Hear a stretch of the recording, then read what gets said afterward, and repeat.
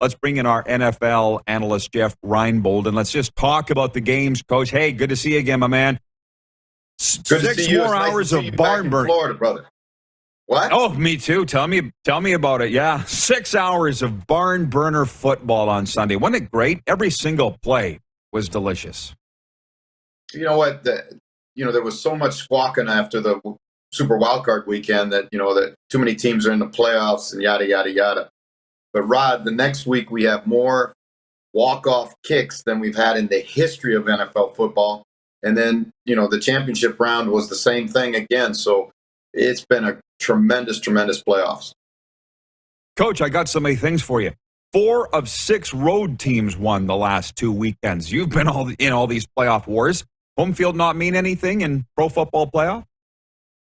Well, I tell you what, in the National Football League, it's meaning less and less. And I know when I went to Kansas City in 2001 to work with Coach Vermeil, he talked to the team about home field advantage across the NFL was worth 3 points right off the top.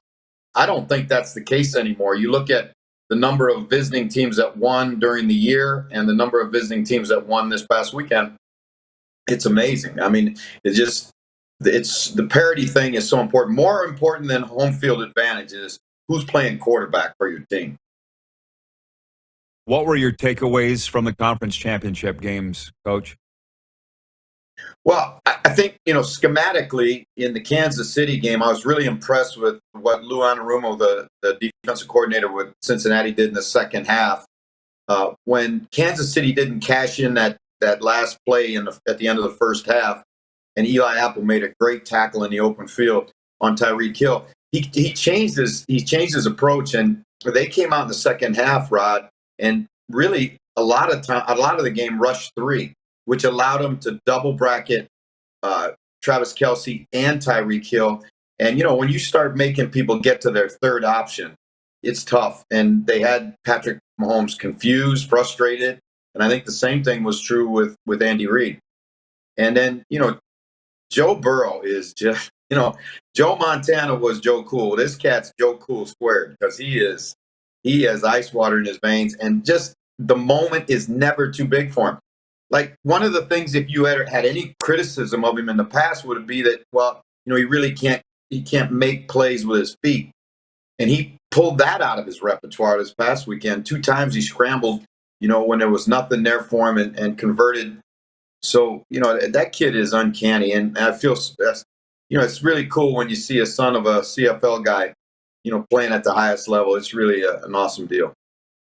I can't remember what the sack total was, but I know the Bengals had more sacks for than what the Chiefs had on Sunday. Did they change up their protection for Joe, or what did they do to not give up 9 sacks against a tremendous defensive front? Well, I think, the Tennessee has had some different dudes, right? And, especially inside Simmons he's a monster.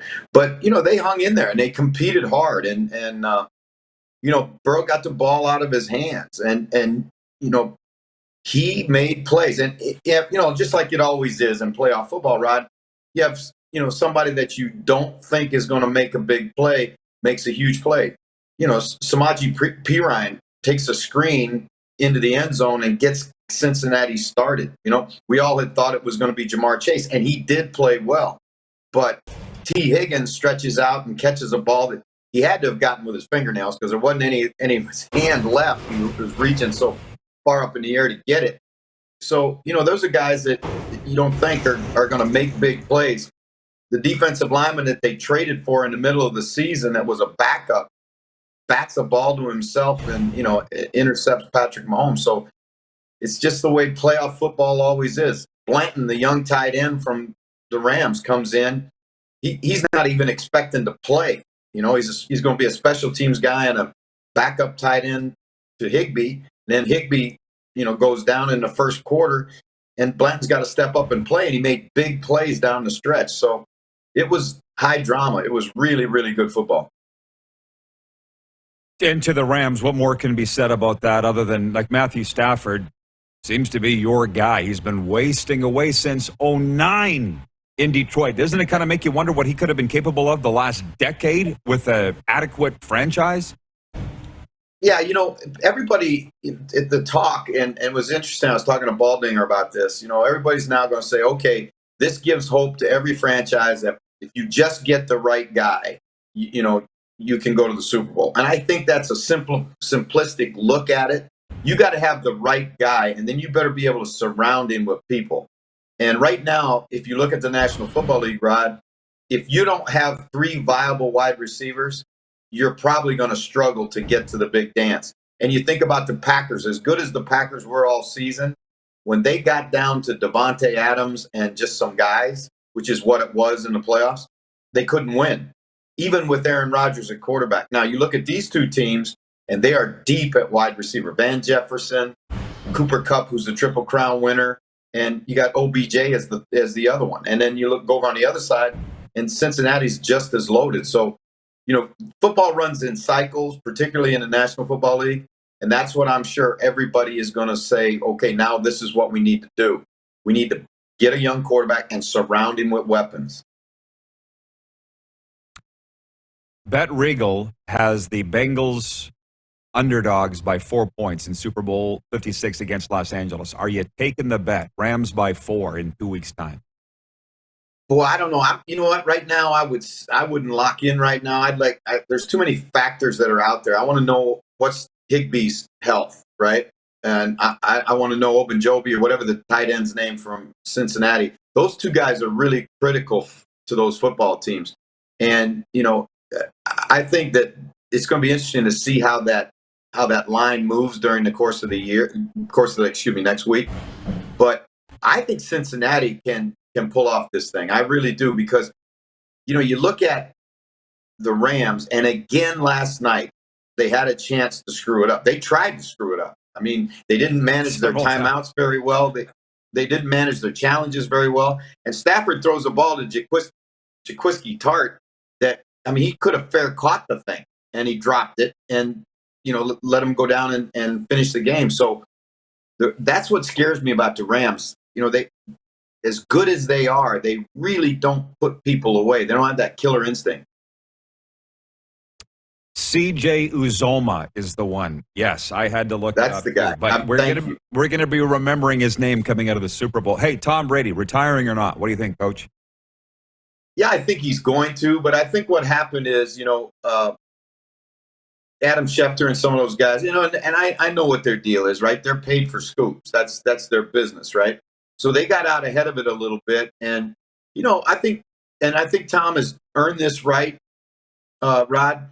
When you're a superstar, and he is the biggest of all superstars in football, you deserve the right to control the narrative at the end of your career. And I think what happened was that got out there, and then he had to reel it back in, because he wants to do this on his own terms, with his own voice, and say the things that he wants to say, which I think personally he's earned that right. And I think we all ought to just back off of him a little bit, and it'll happen as it needs to happen.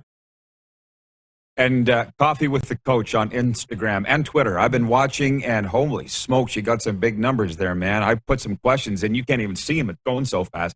Just tell our viewers about Coffee with the Coach. Well, it's something we started actually during COVID. I was visiting my brother on Kauai, and my brother is really, he's pretty smart dude. He got the brains in the family. And he said, why don't we do a podcast? And he said, you just call it Coffee with Coach. And then he was the original engineer. And now I've got an Irish guy that does it for me. But, we'll be on twice a week up into the Super Bowl, maybe more next week. We got a really great guest today. We got a big Chiefs fan by the name of Sam Quake. And Sam is a gold medal women's hockey player from here in England that just lives and dies with the Kansas City Chiefs. So we're probably going to have to do a little therapy on today's show. But it's a lot of fun. We take questions from the audience, and it's been a blast. You can look up Jeff Reinebold on Twitter and Instagram. Then the links are all there. It's easy to find. Coach, appreciate you. Talk to you. Hey, I'm going to see you in LA. Are you going? I hope we get a chance to. Well, I'm waiting on. Guys got to make a decision with the COVID thing, but Baldinger's going to be there, and if Baldinger's there, then I want to be there. I demand equal billing. How about I'm that? going to a party with him, and you know the organization, Gridiron Greats, supporting Oh, that's awesome. That's awesome. pro football alumni. Right. So that's Thursday night. It's Dick and Jaws Cigars with the Stars. So we'll be saving a spot for you, Coach. I expect you to be there.